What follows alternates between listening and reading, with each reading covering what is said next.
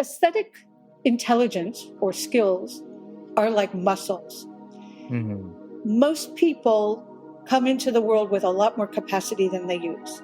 Not everybody is going to be talented enough, born genius enough to become a great chef like Alain Ducasse or Daniel Boulud. There are advantages that come into the world. But if you want to be a better chef or a better culinary critic or a better musician, you have to work it. It's a muscle. I've been pleasantly surprised, having done this now for many years, it doesn't take that long to get people to start reconnecting with that side of themselves if you give them permission and some basic frameworks and some basic exercises.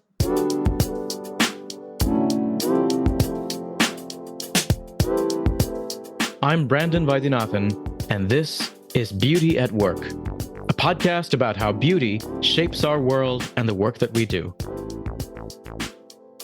This episode is sponsored by Templeton Religion Trust and the Institute for Advanced Catholic Studies at the University of Southern California. More about them later in the show.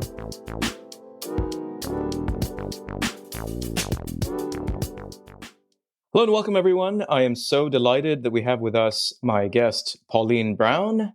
She is a marketing professor at Columbia Business School, where she teaches a course on the business of aesthetics. Earlier in her career, she held senior executive roles at design-driven companies like LVMH and Estée Lauder. She's also the author of a really brilliant business book entitled Aesthetic Intelligence, which I highly recommend, published in 2019 by HarperCollins. And she's the founder of an e-learning platform called Aesthetic Intelligence Labs. Pauline, it's such a pleasure to have you on the podcast. Thank you for joining us. Thank you, Brandon. Great to be part of this conversation with you. Yeah, I'm a big fan of your work. And to get started, let's talk about this brilliant concept of yours, aesthetic intelligence. What is it? What do you mean by that? Well, I always like to say, as a Reformed English major, I pick my words carefully. I actually care very much about specificity when it comes to words. And so the word aesthetics, contrary to what most people think, and you know this, Brandon, very well, it has a more profound definition. It really isn't about beauty. It can be beautiful, but it isn't defined by pure beauty. And it isn't even defined really by visual elegance in any form. So if I go back to the roots of it, it comes from the Greek word aesthetikos, which is perception of the senses. It's how objects and experiences make you feel. It's not unrelated in its etymology to another word that we use, quite frequently for different purposes, and that is anesthesiologist. So an anesthesiologist's job is to numb the pain. So when you go into surgery, you don't feel anything. An aesthet's job is to bring the feelings forward so that you feel a lot, and generally very pleasurable things. Is the ability to not only know what looks and feels good to you personally, but how to deliver it for others. So in essence, it's just taste. It doesn't require artistry or particular creativity, although it helps to have that orientation. It really requires more power of discrimination, a sense of self-awareness, bodily attunement, sensorial attunement, and an ability to sort of articulate what it is you envision to get to a better state, both in feeling and in representation or image. Yeah, no, that's really, I think that's a crucial set of distinctions there, right? I think, certainly between beauty and aesthetics, and beauty being, I think, there's probably some sort of Venn diagram there, I suppose, where there are forms of beauty that are perhaps not sensorial, and then there are aesthetic experiences that certainly are not beautiful, right? Experiences of the grotesque or things that we might consider ugly, but also other kinds of categories. How did you come upon the concept? I mean, what led you to develop this idea? What gave you, do you have a sort of a moment of insight or set of experiences that led you to recognize the value of this notion? Well, let me say, I often joke, for somebody who had the word strategy in her title several times, it was not a strategic process to get there. There were a series of epiphanies, some non-job related, where it sort of came together at the right time in the right way. And it's still coming together. I mean, I've been on this path now since 2016, and I feel like I'm still learning and I'm still delving and probing. One of my early epiphanies is I came into the work world when the direction was to be professional is to be impersonal. So you don't really bring yourself into your office, particularly in a business environment. So I always kind of compartmentalized who I am and what I do professionally. And in directing myself toward what I do, I did what a lot of smart, ambitious, curious people. I went to business school. And even more specifically, after business school, I worked in consulting. I worked for Bain up in Boston. And Bain is sort of the epitome of a non-aesthetic approach to business, very analytical, very deck-driven. Everything is broken down to frameworks and systematic approaches and solutions. And I thought that that was what business required. So when I left Bain, my first real job, and I actually look at it as my first real job in general, discounting Bain, was at Estée Lauder. And I remember very early on, I did everything that I had been trained to do from Wharton to Bain to think I'd be successful and impactful. And I was shot down several times in meetings, sometimes privately, sometimes publicly. I sort of came to the conclusion that, at least in that business, that way of approaching, which is very clinical and very structured, is very disconnected from why they're in business, why anyone buys an Estée Lauder lipstick or any of their sister brands. And I kind of had to unlearn some of the approaches in order to succeed there. And I always thought, well, that's just the beauty industry. It's its own animal, right? Because it's all about brand and story and feeling, and real business would be more akin to what I had experienced earlier. But then even years later, I found myself as a partner at the Carlyle Group, which again is much more, I'd say, comparable to a Bain than it would be to an Estée Lauder. And yet, when I was at my best, I brought more than any sort of dispassionate, functional approach to problem solving. I had instinct. I understood the power of a brand because I was investing at the time in premium brands. And I had sort of an instinct for people and expression that seemed to actually generate value for the firm. Some of the deals that I was involved with at Carlyle were the best yielding returns of those portfolios. And so I kind of came to the conclusion that, number one, what I took to do well was much more complicated and untapped than what most business people had ever been either told or taught. The other thing that was an important awakening is when I graduated from business school in the 90s, the talk of the town was Dan Goleman, who had just come out with this breakthrough book about emotional intelligence. And it was the first time that anyone had ever argued, at least to large audiences, that the differentiator between highly successful people and moderately successful people was not IQ, that it was this other quotient he called EQ. And the reason I'm bringing this up is I subscribe to that. And then not too many years later, one of the most successful businessmen in the world comes along, and that is Steve Jobs. And this is a man that by all estimates had very low EQ. Right. I would not have wanted to work with him. He probably was a monster. Right. But he arguably changed the world of business more than any other person in the last 100 years. Mm. And he created a lot of value for a lot of people, including himself and his investors. And so the reason I'm bringing this up is I felt that for all the evaluation, for all the discussion about who is Steve Jobs and what made him great, so forth, nobody had ever really decoded his particular form of intelligence. Mm-hmm. And I'm going to guess, I don't know his IQ score, but if I did, that he's a smart guy, but he would probably not be as smart as Bill Gates and definitely not as Albert Einstein. Mm-hmm. And we know, per my comment a moment ago, that he had very low emotional intelligence. So what was his intelligence? Was it just bravado? Well, that generally doesn't work in the long term. And he didn't even have pedigree. I mean, it's not like he, was getting his MBA at Harvard or Stanford. He, if anything, probably besmirched it. So I kind of came to the conclusion that what he had that really had never been coined was what I'll now call aesthetic genius. That a man who never had a craft, he wasn't a fine artist, he wasn't a trained, even a graphic designer, but he had such an incredible sensibility for what looked and felt good to him and how to mobilize thousands of people working in his service toward that vision.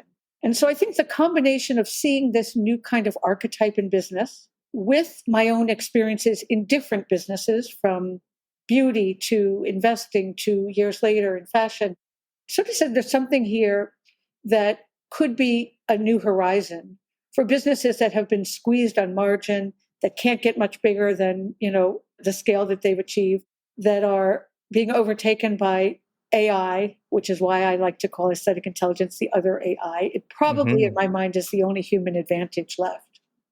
Mm, yeah. What do you think it was exactly that Steve Jobs was tapping into? I mean, is it, because I mean, people argue that taste is just purely subjective, right? And he seemed to have been able to create, like, intuitively grasp things that at least most people, and I don't think it's just most people in North America, but people across different cultures might find more aesthetically pleasing, right? The ways in which you could, look at the mouse. I mean, the kinds of things that he would design or could imagine designing somehow had a resonance with something that seems almost objective or something approaching that. So could you talk a bit about that? What is he tapping into there? First of all, the way people express their taste is subjective.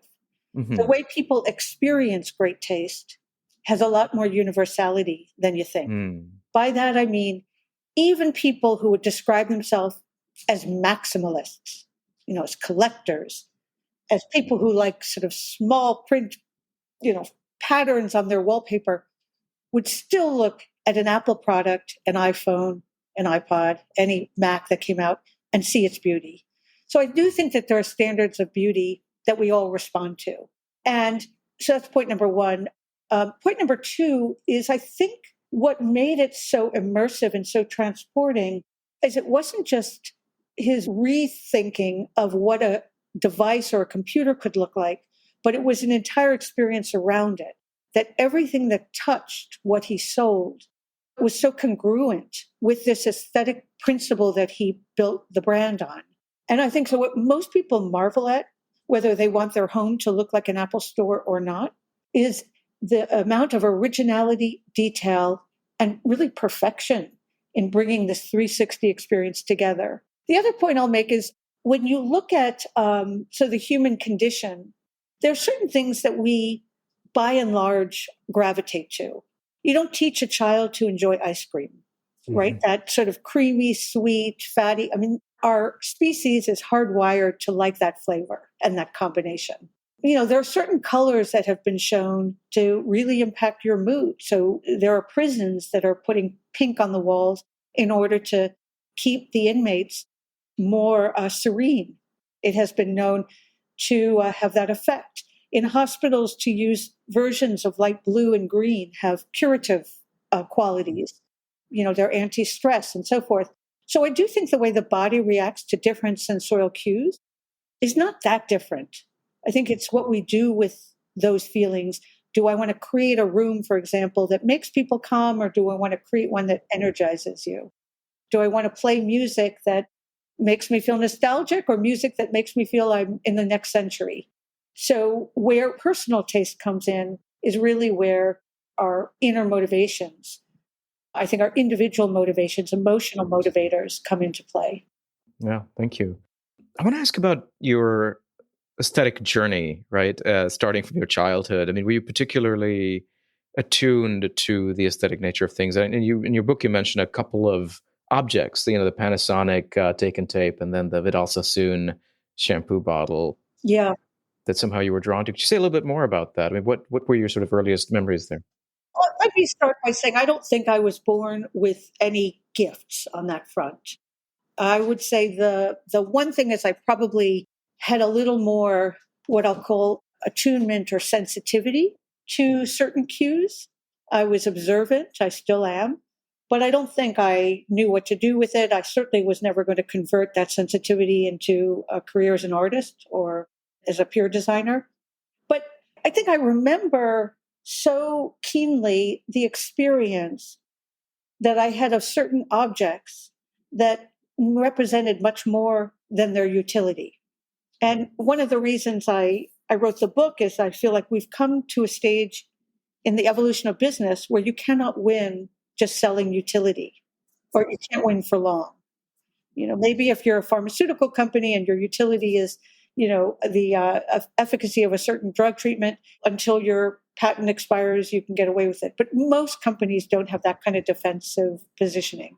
And where they do win is where they establish real lasting connections, where they give their consumer some sort of reason to not just stop and look and consider, but to take pride in their association with that product or service, to want to come back to it, to sort of associate that product or service with something that elevates them.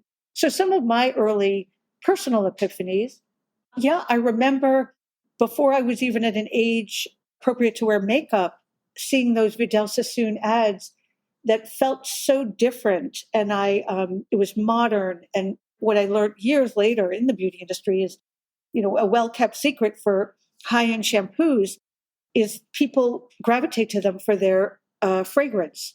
It's the smell of the shampoo that was most resonant, even though we think we're buying the shampoo or the conditioner because of how it handles our hair or how we style around it. The reality is there's a lot of other sensorial effects that are at play. So that was one. I could barely afford it. I mean, I was babysitting. It was a premium price, but I felt it worth taking my babysitting dollars to buy that. And it felt precious because I had to work for it. Many, many years later, not that many, but some years later, the Sony Walkman. It was not just the fact that I could actually listen to music from a small device sitting in my hand, but even, the shape of the buttons and that taxi cab yellow that was around the device and the curvatures. It was really very sensually designed. And I think it was a precursor to a lot of what we're praising Apple for today. I think Sony got it right early on. I think they lost their edge. And I think well before Sony or Apple, you had Braun. And Braun came up with toasters and shavers and so forth. And many of the products that many years later that Johnny Ives and Steve Jobs were designing their own objects around, inspired by the designs of Braun from the 1950s. So, Yeah. And I think the reason I'm bringing this up is it would be easy to conclude that what I'm talking about matters if you're in fashion or cosmetics. But I don't think most business people realize just how much it matters in businesses where they are entirely focused on the features and functionality. Yeah. No, I think there's a lot there. I mean, even to just our, attunement to the ways in which these aesthetic aspects shaped our childhoods, I think is really crucial. I mean, I think of, the experience that comes to mind for me is encountering the He-Man toys. I don't know if you've ever seen these, but they were a world apart from the Legos and the G.I. Joes that I had until I came across these in say 1987 or something like that. And they just were built so differently. I mean, they had this they were larger. They had these really muscular characters and very intricately designed, and they had sort of a different functionality where you could turn the character around and it would snap right back. And it had, as a 7-8-year-old kid, I mean, it was really quite an extraordinary experience to hold this thing and to see how it operated. And then, my parents wouldn't buy it for me, so I started stealing them. So it led me to an early life of crime for a few years until I got into a lot of trouble and had to stop. But yeah, I think that tactile, even sensory aspect of reality is vital to us, and I think it lingers throughout our lives and shapes us in ways that we should care about. What's interesting is I do a lot of work with my students on understanding the root of their particular taste. Why do people, even people who grow up in the same families, have different preferences? Yeah. And, we all know it's some combination of culture, time, place, personal influences or familial influences. There is a genetic component. We have a marker for people who like cilantro and people who don't. Most of it, though, is not really genetic. I think there's a lot more of the sort of environmental and cultural. But the reason I'm bringing it up is cultural influences can also have a negative effect. And a lot of what we grow to like over time, and in the book I talk about, for example, in the 90s, when I was still in a formative stage stylistically, grunge was big. Grunge music, grunge style, sort of a new wave coming out of Seattle and Portland. I never liked that sloppy look. To this day, I don't like that. And I could have easily embraced it as that is what cool of that generation looks and feels like. I just didn't.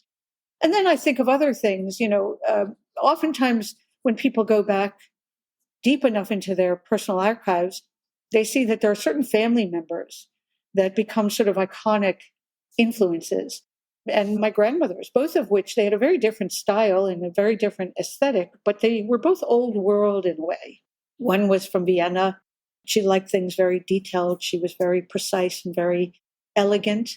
And the other one was born in Frankfurt, lived most of her adult life in Cape Town, and she was very flamboyant. She liked things big and bold, and she was adventurous. And I sort of took a little bit from each of them, much more than I did. To this day, I'm very close to my mother, but she was not a style influence or an aesthetic influence for me. Yeah. No, I suppose, we are shaped in so many different ways. You're listening to Beauty at Work. This episode of the podcast is sponsored by Templeton Religion Trust as part of a grant on the aesthetic dimensions of science. Templeton Religion Trust supports projects as well as storytelling related to projects that seek to enrich the conversation about religion. To learn more about them, visit templetonreligiontrust.org. This episode is also sponsored by the Institute for Advanced Catholic Studies, a global research center located at the University of Southern California. IACS works to create dialogue, spark ideas, and sustain academic research on Catholic thought, creative imagination, and lived experience. Learn more at iacs.usc.edu. If you're enjoying the show so far, please subscribe to our podcast and take a moment to leave us a review.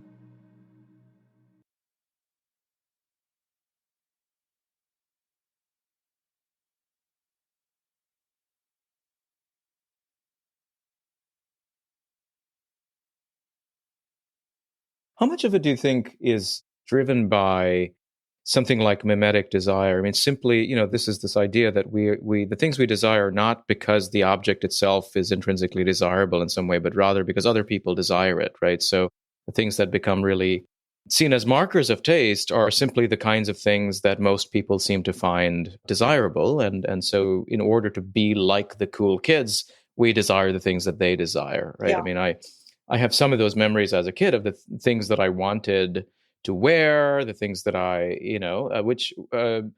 today you might look at some of those outfits and say, that's poor taste, even for the 1980s. But the cool kids were wearing it, and it was a fad that lasted a short amount of time. So I'm curious, what do you think is the role of that kind of mimetic, sort of subconscious sort of desire to imitate what other people are doing? Well, to me, that's not really an aesthetic movement. That's a trend. So the way I would put it, for example, when Juul cigarettes, e-cigarettes came out, and it was marketed as a healthy alternative to tobacco products, traditional tobacco products, and it looked cool, and it had, enticing flavors and colors, and the association that people had, that to me was a trend.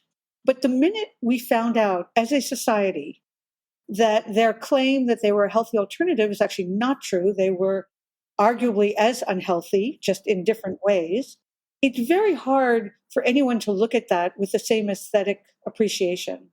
And I can give you many examples in business of brands where we embraced it for a while. I think Victoria's Secret is another one. We embraced it a while because it was part of the zeitgeist. But the minute that it fell out of favor, because it somehow conveyed a value system that we no longer admired or appreciated, we don't look at it with aesthetic appreciation. Does that mean it was an unimportant brand? Because, no, it was in its time, but it means it was non-sustainable. It was like junk food. Junk food is tempting in the same way that some of the clothes that you wore to validate your popularity or your social connections back in the day, but it nourished you just about as much as junk food does. And what your style is today and what has transcended that is much more profound than any one trend that you were exposed to and maybe even prey to at some point. That's really fascinating. I mean, when you were talking, initially about the ways in which, when you were working at Carlyle, you recognized perhaps that some of your sense of authenticity or your own instinct had somehow been trained out of you. I wonder, how do you So how does that happen? So how do we lose that sense of maybe our deeper aesthetic attunement, and how do you regain it? What happened in your case? Well, first of all, how do we lose it? We lose it for a few reasons. And I deal with this day in and day out when I teach MBAs who I always say part of my job is to unteach you everything you've learned up to this point. And then, not confuse them so much that they can't go to their economics class or their accounting class and still perform.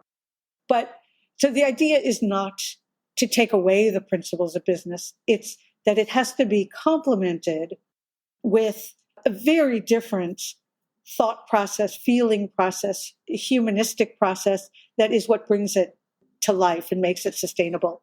In my own case, I was acutely aware, I guess going back to your question earlier about my early childhood, if there is something a little different than the average, it's sort of an extra heightened sensitivity. And I think I was very aware all those years in non-expressive environments that I was leaving a big part of who I am behind. And that hurt, right? It hurt. It's a little bit the feeling that many people would have if you find yourself in a friend group with people you just don't like, and you're aware that you don't like them, but they're your friend group, and you sort of have a little bit of self-loathing because you're in that company and you're having to fake it. And I felt that kind of separation, and it was uncomfortable. I didn't know how I would reconcile, but I think for me, I had the good fortune when I landed at Estée Lauder, even though it wasn't by design, to be in an environment that actually pushed me to become a very different side, and a side that I had oppressed professionally. And because it was such a natural and maybe even pent up need for expression and for real connection and for sort of pursuing ideas and interesting, innovative designs and so forth, I embraced it. But I did have to unlearn a little bit what I had been trained. So point number one is I think a lot of people are misplaced in the way that I was, whether they're highly aware of it or not. Number two, why are we so divorced in that sense of even our professional wardrobe and what we wear on the weekend? Why are there two selves that why do we have different ways of expressing ourselves, which is, to me, also undermines our business value at times? I think it's the school system. I think the education system, well before they get to my master's program at Columbia, education system is very geared toward linear logical thinking and toward a certain kind of intelligence that can be measured. It is an important intelligence. It takes, it's where a lot of our great scientific breakthroughs have come from. And so by no means would I take anything away from it. But we haven't begun to come up with ways to measure and reinforce and reward other forms of intelligence, maybe with the exception of high-performing kinesthetic or bodily intelligence in the form of professional athletes and Olympiads. So when I look at somebody who has, the son of a friend just won a New York State track meet, he's a very ordinary student, but he's a hero, at least in his small environment or for people who are following state track competitions. So I think we've come up with it because we have races or we have tournaments. We haven't come up with ways, and I'm not saying it should be competition, but to let people know who have special gifts in other areas, like what Steve Jobs ultimately unleashed, that they're onto something and that they should be supported. And the last point I'll make is aesthetic intelligence or skills are like muscles. Mm-hmm. Most people come into the world with a lot more capacity than they use. Not everybody is going to be talented enough, born genius enough to become a great chef like Alain Ducasse or Daniel Boulud. There are advantages that come into the world. But if you want to be a better chef or a better culinary critic or a better musician, you have to work it. It's a muscle. I've been pleasantly surprised, having done this now for many years. It doesn't take that long to get people to start reconnecting with that side of themselves if you give them permission and some basic frameworks and some basic exercises. Yeah, you know what? An image comes to mind, which is this show you might be familiar with, What Not to Wear, with Clinton and Tracy, which my in-laws are big fans of, and whenever we go visit them, my kids just binge watch episode after episode of this show, which has this peculiar kind of premise, which is you've got somebody who's very used to a particular aesthetic, right? A particular way of dressing and carrying themselves. And everybody around them hates it to the point that they send them onto a TV show that says, you need to be fixed. And it's this fascinating process where you've got these two hosts who are able to somehow convince that person that actually, here's another way in which you could present yourself. And then they come to embrace it. I don't know how many people on their show, end up not actually embracing that new proposed aesthetic. But the idea, the bet they're making, I suppose, is if we show you something, you'll see that it's more you than you currently are, right? It won't be alien to you. It'll actually enhance you in some way. A lot of, fashion can be oppressive in various ways. It can, you can become less authentic because of trying to be like other people. But here there seems to be a different kind of logic. I'm curious to know what your thoughts are on things of that sort, like the ways in which, learning to embrace a particular set of aesthetic practices or being attentive to the ways in which you could change the way you present yourself in the world can actually make you more yourself. So I'm convinced that expressing yourself authentically can make you more yourself.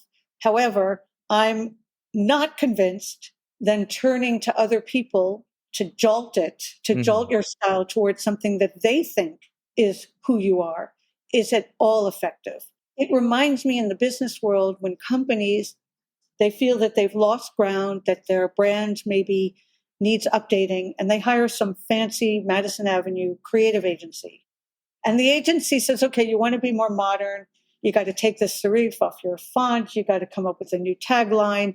We got to find a, cooler spokesperson. They have all these ideas, and none of those ideas are wrong. They are all inauthentic. And I always say the CEO is not off the hook. If I had a investor call and there was a supply chain problem, the CEO would not be able to respond to the question by saying, well, let me get my operations head in the room. He or she has to own it.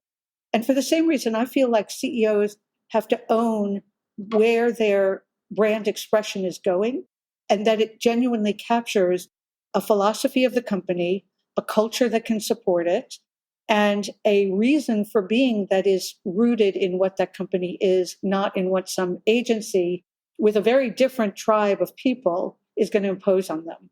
It's why so few companies do it well. And I think the other point I'll make on the what not to wear, and this is true on a lot of those home renovations, right, is it doesn't last. If it doesn't come through a personal journey, if the individual who's being subject to being redressed isn't experimenting and almost sort of acclimating to a new way of expressing him or herself, the minute the camera's off, they're going to go back to what they were wearing before. Yeah. Yeah, no, it's really, I think this is a challenge with a lot of, consulting work, right? And you can do a transformation of a company and try to change culture and change habits. And then at what point do things regress to what they used to be like? I'm curious on that point too, about the role of aesthetic intelligence when it comes to, you talk a lot about attunement sort of at the individual level, right? Developing one's own individual sense of making aesthetic judgments, interpretation, etc. How does it work at the level of something like company culture? Is there sort of a role for aesthetic intelligence at the cultural level? Yeah. I'm working with a few companies. And the reason I start at the individual level is not because I think each individual, especially in a company with thousands of people, that each individual can bring his or her particular taste to the fore. Maybe in their own office, but not much further than that. Right. The reason I start at the individual level is that I firmly believe that if people don't powerfully connect with their own tastes, they can't begin to understand what it means in the corporate context. They can't begin to empathize with others who are coming at it. And it's about reestablishing, not just for creative purposes, but for emotional purposes, reestablishing the awareness of just how powerful honest expression is. And so the idea when you get to the corporate level or the systemic is we have to agree, what does it mean in the context of this company and how can I further it? That's what I call aesthetic empathy. So I'll give you an example. Walt Disney, he's been dead for well over half a century. But his particular view of what defines family fun and how to create an immersive experience around all his characters or his descendants of the company's characters, I'd say is prevalent today as when he was alive. Hmm. And it's very different than, for example, Lego, which does a great job aesthetically, but Lego has its own very distinct point of view of how kids like to play and construct things. They each start with a philosophy. The philosophy is not just expressed through aesthetics, but it is largely expressed through how they make what they make and how they communicate everything around what they're making. And if you go to work for one of those two companies, whatever your home style looks like, you are buying into a culture that emanates from that philosophy. Mm-hmm. And you need to understand it. So some of the exercises I do on the individual level, then when I take that same group of individuals to the corporate level, we go into the archives of the corporate brand. What were the influences that shaped, for example, Walt's view? Having come of age as an illustrator in the 1930s and 40s, first generation, moving pictures and cartoons. My point being, and I could say the same with Steve Jobs. He was very influenced by an aesthetic I'll call mid-century California modern. And if you look at houses in suburban California where he grew up in the 60s and 70s, there was a particular approach to architecture. A lot of glass, a lot of sort of built into nature, sort of Zen-like color palettes, not much of a demarcation between inside and out. I mean, a lot of the way he came into this world and was influenced is a similar thought process that went into making his products and brand. So again, even if you work for Apple today and you didn't grow up in a mid-century modern home as Steve Jobs did, you still have to understand the factors and the forces that shaped it and how it expresses itself in order to be effective. And that, to me, is a more tangible way to capture culture.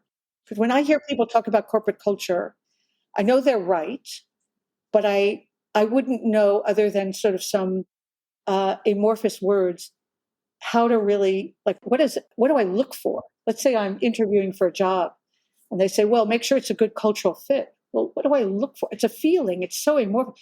But if I look at aesthetics, how is the reception area set up? What was the style of people working in that office like?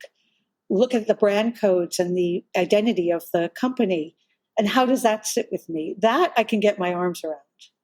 Yeah. And so I think in an ideal world, the two are not distinct.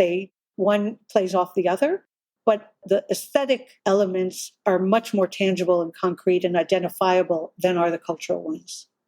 Well, that's really fascinating. I mean, a lot of aspects of your book reminded me of another book I recently read by Will Guidara, Unreasonable Hospitality. I don't know if you're familiar with this, but Will Guidara was I don't think he's still the owner of 11 Madison, considered the best restaurant in the world. And his claim was that what got them to this position of being considered the best restaurant in the world was a dedication to hospitality, which and going really above and beyond. And it was, the examples he gives are things like, you've got some customers who've been to every gourmet restaurant in New York City, and they're chatting among themselves and saying, gosh, the only thing we didn't get is a dirty water hot dog, from a hot dog vendor. And so he hears that and runs out into the street, gets one of those hot dogs. They do some gourmet stuff to it, and then they surprise their guests with this thing. And they didn't have to do that, but it's going out of the way and doing things that are really above and beyond. And I've been recently trying to understand, what is the beauty of hospitality. And I was in Italy a couple of weeks ago speaking with folks from an organization called Cometa, and it's a network of foster families. They have a lot of foster kids, and they built a school for kids who are high school dropouts. And they have this real commitment to hospitality, which they define as recognizing and communicating to the other the value that they have for you. So to communicate to somebody, you are immensely valuable to me, right? Mm-hmm. And so when you think of finding a great gift for somebody, typically that's what you want to be able to communicate, right? And I notice a lot of what you were talking about in terms of connection, particularly the ways in which companies can leverage aesthetic intelligence in relation to their customers, perhaps even in relation to their employees. seems to have to do with hospitality in some way. I don't know if Hmm. you could comment on that.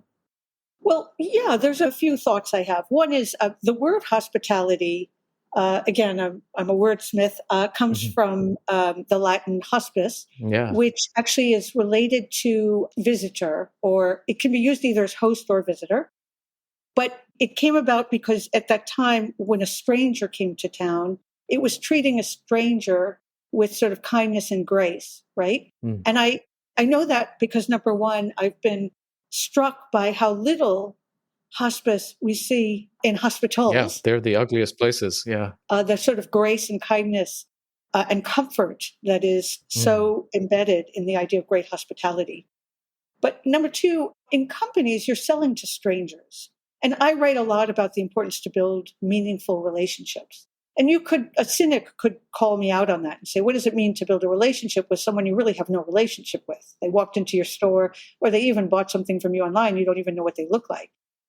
And I guess I'm not taking relationship literally. I'm giving people the essence of a relationship, which is what we pine for, especially in this day and age where we have such little real human connection. So I do think businesses that are here to stay will continue to double down on that grace and comfort and empathy that I mentioned earlier. Mm. It goes without saying, if you have a high end restaurant like 11 Madison, you better get this right. Because Hmm. if not, there's no reason anyone would ever come back. Maybe they wouldn't even go for the first time. If I'm selling tires, an auto shop, you could argue that if I have the cheapest tires or I'm closer to, the hub of business than someone else, they'll come whether I'm nice to them or not. You could argue that. But I would argue that even if you're selling tires, that eventually, if all you're selling is the lowest cost, most convenient, someone else will come and they'll sell it same price, same location with kindness, and they'll win your market. Mm. So to me, it seems that no business is off the hook as long as humans are involved, which is most businesses. Yeah. So how would you sort of measure higher versus lower aesthetic intelligence? Because there's so many components, it seems, right? There's the attentiveness to various senses, and then there's also the connection, relational elements. When you advise businesses, when you advise individuals, what is the kind of metric of higher and lower aesthetic intelligence at work there? So I've broken it down into 4 subcomponents, and each of them have different exercises and different capabilities in order to strengthen them. A little bit like if you're a great athlete, it's one thing to be limber, it's another thing to be able to have great aerobic capacity. And in an ideal world, you have some combination of all of those assets working together. So the first, which is what I alluded to earlier, is what I'll call aesthetic sensitivity. It's attunement. It's just the watchfulness. In fact, I was being interviewed by a Russian publication, and I said, there's a word, I wish I remembered what it was in Russian, but it translates as watchfulness, that they use a lot. And it starts with this sort of heightened awareness of your surroundings and of your stimulus. But you don't want to stop there. Because if you Mm. stop there, I mean, you could argue that many people who are on the autistic spectrum have a much higher awareness for sound and for, tactility. And if you don't know what to do with it, it becomes overwhelming, which is also why a lot of people on the autistic spectrum have a very hard time focusing because they're so distractible. That's just the first step. It's not the last step. The second one is what I call it interpretation, but it really is about sort of being able to decode not just what I'm feeling, but how I'm feeling about it. And it's sort of a power of discrimination. So if let's just go stick with the restaurant analogy, if I'm having a meal and I enjoy it, but I feel like maybe the beverage that I'm drinking doesn't really blend well with the food that I ordered, or the food is good, but maybe if the dessert were a little less sweet, it would feel even more tempting or delicious. So the ability to sort of deconstruct the elements, and that's more of an analytic element, but it's also it's interpretive. The third step is what I'll call curation or editorial command. So one of the exercises I do with students is I have them create mood boards. And oftentimes the first step you do with a mood board is you'll take, let's say you have a particular project and you want sources of inspiration, And they just take sort of pictures and swatches and things that they like, and they just put it on the board. And that is a good way to start. But it is just a start. Good curation is not having everything you like come together, but it's knowing what to take off and how to elevate parts of it, how to sort of create a narrative around the individual elements that works congruently and uniquely well, right? So that's sort of a curative exercise. And then the last one is what I call articulation. Given that most people are not working as individual contributors, they have environments, they might have clients, they certainly have team members. It's really important, both verbally and non-verbally, to be able to convey with precision and specificity what you're trying to go toward aesthetically and how, so that other people can collaborate. I find even at the MBA level, they're good communicators when it comes to sort of diagnosing problems. They're not good communicators when it comes to telling a story that others would know, even if they were not privy to all the information or thought processes that you had, that others would be able to envision what you envision and how to go there. So this idea of articulation is a very important part, particularly in business. What's a good example of articulation that stands out to you, like a company that's done that well or a person that's done that well? I mean, I think if I look back, it's past its prime. But I think what Howard Schultz did with Starbucks, to take one of the most commoditized objects, which is a coffee bean, and bring people toward it, even if it was less convenient than their corner coffee shop, charge 2 or 3x, and to do so through not just creating an environment that they used to call the third space that had, a lot of Starbucks codes. You really can never go in and forget you're in a Starbucks. Yeah. But even the naming of a barrister, he's not just the guy behind the counter.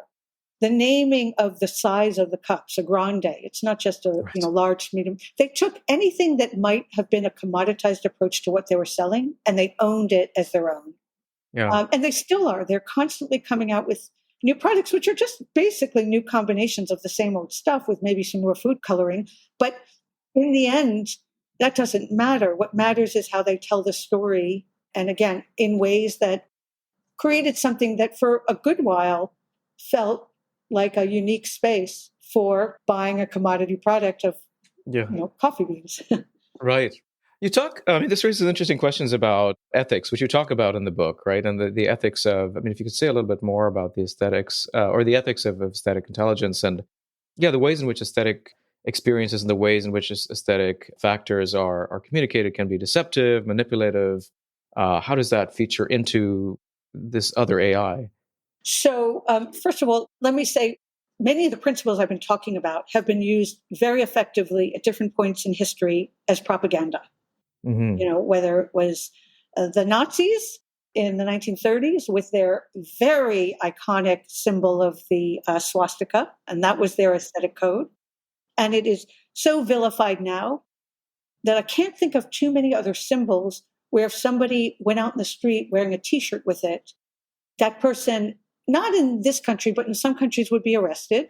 And in this country as well, would be heavily disliked, maybe despised, just for wearing the T-shirt.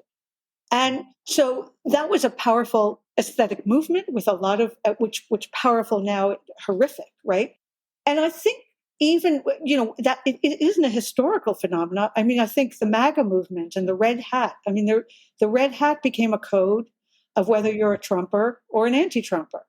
It's a simple red cap, but it took on a meaning of expression and belief that went well beyond what it actually is.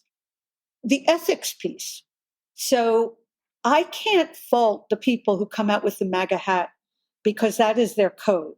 I personally wouldn't be caught dead wearing one or having anyone I know or affiliate with.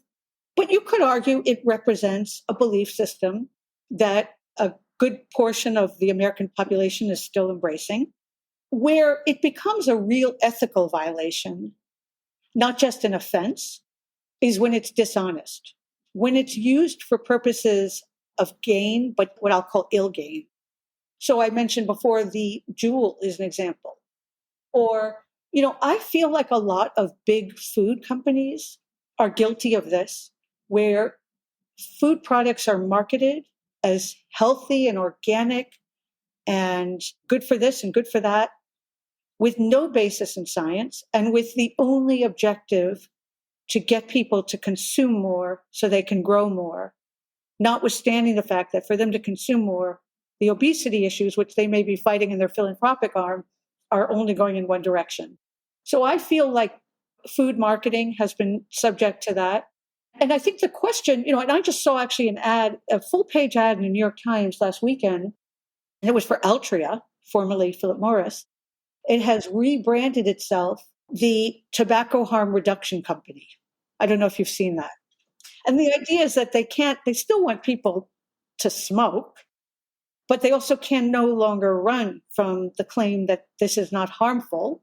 So the only way that they've sort of managed to play in a way that there's some self-respect is, okay, but we'll say we're for harm reduction. My point being, any company, and every company struggles with this, right? But every company in this day and age is accountable. And those aesthetic cues often work for a period. The food companies have shown time and again that we will buy things thinking we're healthy, and then we'll realize that actually it has an ingredient that's very unhealthy, and then we'll move to the next fad. It doesn't work in the long term. And I think the only way out of this, and this is not just an aesthetic solution, is I think companies and even political interests have to think longer term. They have to sort of say, would I be, with all that I know, am I willing to make that claim with not just the agenda of more voters or more market share, but a genuine belief of why I'm in business and why being in business is providing some sort of good. Yeah, well, that's really important. So one of the things I wanted to ask you about when you were talking about your experience at Bain is in many ways it reminds me of the environment that scientists are in. And so a lot of our listeners are scientists or in science fields. And there you're expected to be similarly clinical, dispassionate, or at least there's that stereotype if that's what you're supposed to be like, and that's what scientists are. And I think that is an obstacle to some people going into STEM fields and STEM professions and STEM environments. Scientists themselves, you talk to a lot of them, and the research I've done shows that they really are closer to poets and musicians. Like there's a deep sort of aesthetic of understanding. What they're in the business of doing is understanding how reality works, and that is a profoundly aesthetic experience where you grasp, that's how things work, right? So I'm wondering if you might have any suggestions for people in that environment where there is a kind of governing aesthetic, which is a little bit antithetical to the actual aesthetic at play, right? Which is that they have this clinical, dispassionate sort of stereotype, and that's not really the true aesthetic of science, which is much more this passionate quest for understanding. So what might you suggest in terms of cultivating aesthetic intelligence in a space like that for either individuals or organizations to sort of better communicate what they're about? Well, so for one, we could have the same conversation about technologists as well. Number one, before any individual is a scientist, he or she is a human. Yeah. And just because he or she is a scientist doesn't mean that he doesn't enjoy a great meal, doesn't mean that he's not affected by the color palette of his walls or whether he has a plant or not, access to nature. I mean, so I think in every industry, we have to start with the fact that we are humans coming together. The industry doesn't have a personality. I always tell my corporate clients, brands do not exist. They're legal entities. They're legal assets. People exist. Yeah. And so when we talk about, brand personality, we're really talking about the belief of a group of people who represent or who are driving that. So that's point number one. And I think every professional environment, from Silicon Valley to, the laboratories that you've been in, needs to be humanized or needs to be reminded of the human element. It will not take away from the quality of research and thought. If anything, I think it creates more sustenance and maybe even more creative output. Secondly, I think that, industries go through a sort of a refresh every so often. And I think fashion is going through it today, where they sort of say, what is our purpose? And what do we, fashion was shrouded in mystery. There were a few people, at the top, and there were places like Vogue magazine and the, Paris council that would decide who could show and who wouldn't, that would sort of dictate for the world what was in and what wasn't. And then it would cascade all the way down, much like, Miranda Priestley talks about in Devil Wears Prada. It doesn't work that way anymore. And people want to know, especially high net worth people who buy high fashion are very demanding, and they want to have more transparency. They want to know how things are made, where they're made, what the carbon footprint might have been. I mean, fashion is a terrible perpetrator of environmental toxicity. And so I think it too has gone through a bit of a rethink of how do we show a kinder, more caring side of an industry that has been disdained and that has also been alienating. I think one of the things, you just said something so profound, and I don't think enough people in the field are saying, science is not just about getting to solutions, but it's about asking the right questions. It's to me, the epitome of a curious mind. It's not that dissimilar than a philosopher. Yeah. But we would never think of a philosopher as somehow being dispassionate and disconnected from the other things. So I think a little bit the curtain has to be lifted so that people don't just think of science as a field on what they've been sort of told or shown or seen in textbooks, and they can understand more of the human elements that are behind it. That would be the first step. Yeah. Well, let's talk about, my last question, I suppose, is about humanizing us in this age of AI. And you call aesthetic intelligence the other AI. Tell us about why it really matters, particularly now with the, our new our new artificial overlords taking over. What do you think is the potential for aesthetic intelligence to humanize us? Well, number one, forgetting even what it does for the society at large, I often feel it's one of the only human advantages left. I can't process quicker than a dumb computer. I can't hold that much information in my brain, which is why I have this guy. Yeah. But I can do a lot of things that this guy can't do. And I am of the school, and people will debate with me fiercely on this, and only time will tell who's right and who's wrong. But I am of the thought that intelligence is not what we think it is, which is why artificial intelligence is not intelligent. It's powerful. It's helpful. It's a bit scary, but it's not intelligent. And when I decode what is intelligence, I think plants are intelligent. They don't have a brain, right? So anything that Descartes would have described as, the brain and the mind and so forth doesn't account here. But the fact that they can morph according to seasons, the fact that they thrive in certain settings, there is an intelligence to natural life that we haven't quite captured. And I think even the intelligence that humans have, not all, we talked about the Nazis earlier and Hitler, but most humans have an intelligence toward goodness. And that's, to me, it's maybe an empathic intelligence. It's an ability to relate to others outside of themselves. It's an ability to understand what is the self and what is the other. And I don't think any machine with any amount of data and processing speed will ever really comprehend what I mentioned to you that a baby gets. A baby knows the difference between his or herself and his or her mother. A machine doesn't. So I think of this as the other AI, partly because my aesthetic intelligence, because it's a powerful antidote, partly because what it produces, I firmly believe, even the best systems won't be able to produce in my lifetime. They'll get better at replicating, but they won't ever be good at original creation, which takes a different form of experimentation and judgment and integrative thinking and, feeling. And I think it's forcing us to really say, what does it mean, not just to be human, but to be alive? And so I hope we have some better answers than I was able to give, at least in words and definitions. But I think it's forcing the question. And it's a question that I feel quite confident, when answered, will remind us that we have a lot more to be afraid of when it comes to Vladimir Putin than we do, Bard. I'm not afraid of Bard. I'm afraid of Vladimir Putin. Yeah. Brilliant. Pauline, where can we direct our listeners and viewers to your work? Thank you. Well, so as you know, I have an online learning platform. It's called Aesthetic Intelligence Labs. Actually, our next cohort, we have sequential cohorts, which is open to the public, starts in mid-May. Okay. And I also have the book, which is available wherever books are sold. Yeah. Aesthetic Intelligence. Thank you so much, Brendan. Well, thank you. Yeah, it's been such a pleasure. Hey everyone, thanks for listening to this episode of Beauty at Work. Please be sure to check out our show notes for more resources from our guest. And if you like this episode, please be sure to share it with your friends. And please leave us an honest review. We'd love to hear what you think, and it helps to get the word out about our show.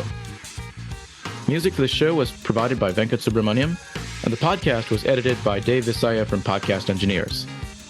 And thanks again to our two sponsors, Templeton Religion Trust and the Institute for Advanced Catholic Studies at the University of Southern California.